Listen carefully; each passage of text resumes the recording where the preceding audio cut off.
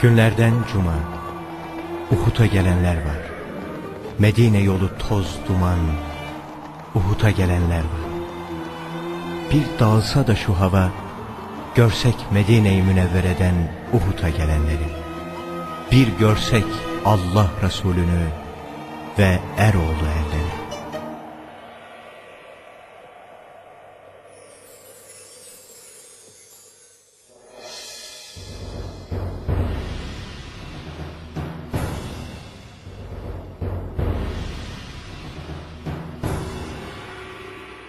Bakın, göründüler işte. Atının üzerinde evrenin efendisi, cihanın göz bebeği, Uhud'un sevgilisi. Sağında ve solunda ashab-ı güzin, önündeyse iki üveyk yürüyor. Biri Sad bin Muaz, diğeri Sad bin Übade. Allah'ım, bu ne edep, atlarının bile başı yerde. Bakın şu iki gence, ikisi de 15'inde. Şu kısa boylu olanı Rafi bin Hadic, parmaklarının ucuna basıyor ki boyu uzun görünsün. İyi ok attığı söylenince izin veriyor Efendimiz. Diğer gençse Semüre bin Cündüb, ağlayarak peygamberinin yanına gidiyor. Ya Resulallah diyor, Rafi'ye izin verdiniz, bana niye izin yok? Ben Rafi'yi güreşte yeniyorum. Efendimiz tebessüm buyuruyorlar ve bu iki ana kuzusuna güreş tutturuyorlar. Semüre Rafi'yi yenince güreşte, Fahri Kainat ona da izin veriyor. Günlerden cumartesi, Uhud'a gelenler var. İşte Ayneyn tepesi, Okçular tepesi. Başlarında Abdullah bin Cübeyr, sultanı dinliyorlar. Düşmanı yendiğimizi görseniz de size haber vermedikçe, adam göndermedikçe yerlerinizden asla ayrılmayın. Kuşların cesetlerimizi kapıştıklarını görseniz dahi ben size adam göndermedikçe yerlerinizden asla ayrılmayın. Asla ayrılmayın.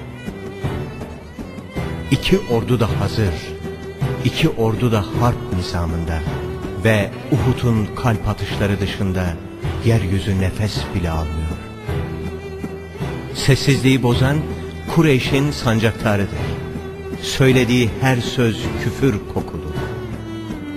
Benimle çarpışmaya er meydanına kim çıkar? Bu bir meydan okumadır. Cevapsa bir çift ayak sesi. Gözler Uhud toprağında yürüyen bu ayaklarda. Kime ait bu adımlar ki bastığı toprak Allah diyor ve Esedullah namıyla Hazreti Ali yürüyor. Birkaç saniye, bir tek hamle. Allah'ın aslanı dimdik meydanında. Gökyüzünde yıldırımlar, yeryüzünde Hamza var. Asıl şimdi başladı Uhud'un türküsü. Tam 3 katı düşmanla peygamber ordusu göz göze ve diş dişe. Uhud'da yiğitler var. İşte Ebu Dücane, kılıcın üzerinde bir yazı. Korkaklıkta ar, ilerlemekte şeref var. İşte Mus'ab bin Umeyr, zırhını giyinince nasıl da peygambere benziyor. Ve döne döne savaşan Hazreti Hamza, ben Allah'ın arslanıyım diyor. Ebu Katade'ye bakın. Bakın bir ok fırlıyor müşrik yayından. Bir ok havayı yara yara geliyor. Hedefte Resulullah var.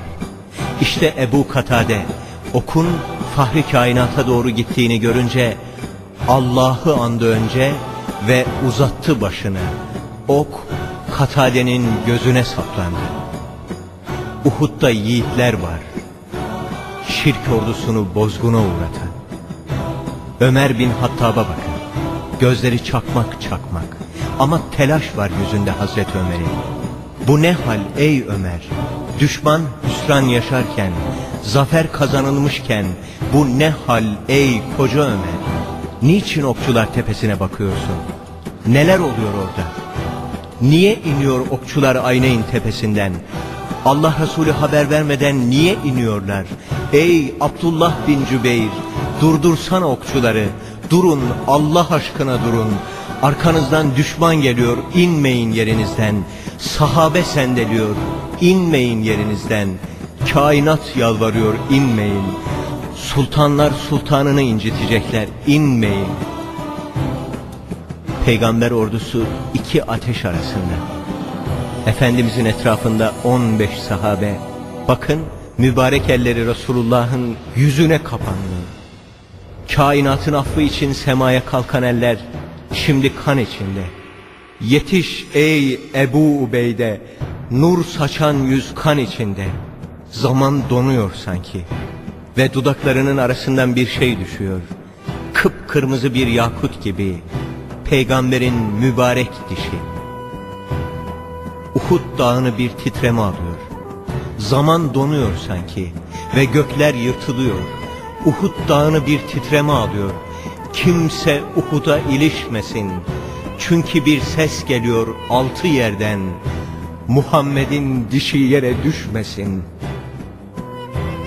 Ve Cibril-i Emin yaratıldığı günden beri en hızlı inişiyle iniyor. Çünkü altı yönden bir ses geliyor. Yere düşmesin Muhammed'in dişi. Kara bulutlar çöktü Uhud'a. Bir ses ortalığı velveleye verdi. Muhammed öldürüldü. Muhammed öldürüldü. Eğer o öldüyse ben niye yaşıyorum diyen Enes bin Nadr atıldı küfrün alevleri arasına. Artık yaşlı gözler sevgiliyi arıyor. Kab bin Malik Hazretlerinin sesi duyuldu. Resulullah yaşıyor. Allah'ın Resulü yaşıyor. Onu miğferinin arasından ışıl ışıl parlayan gözlerinden tanıdım. Habibullah yaşıyor. Onu şefkat dolu gözlerinden tanıdım. Ashab-ı Güzin'in sevincine bir bakın. Uhud'un sevincine bir bakın. Hazreti Hamza duydu ya, bu yeter. Resulullah yaşıyor ya, bu yeter. Yine daldı Hamza Kureyş'in dalgalarına. Ama savaşırken bir ara sendeledi Hamza. Ve boşlukta bir mızrak belirdi. Ey Hamza! Uhud'u her anışımızda kaç mümin girmek ister mızrakla senin arana. Kaç mümin keşke ben öleydim, keşke mızrak benim sineme saplansaydı der. Ama şehitlerin seyyidi sensin. Şehitlerin efendisi sensin. Uhud'da şehitler var. Şehitlerin seyyidi Hamza var Uhud'da. Resulü Zişan'ın gözlerinden boşalan yaş Hamza'yı yıkar gibiydi. Fahri kainat hiç bu kadar elem duymamıştı. Hiç bu kadar üzülmemişti. Ve amcasına hiç böyle seslenmemişti. Ey Resulullah'ın amcası Hamza! Ey Allah'ın ve Resulünün aslanı Hamza! Ey hayırlar işleyen Hamza! Ey Resulullah'a koruyucu olan Hamza! Allah sana rahmet etsin. Eğer senden sonra yas tutmak gerekseydi, sevinmeyi bırakıp sana yas tutardı.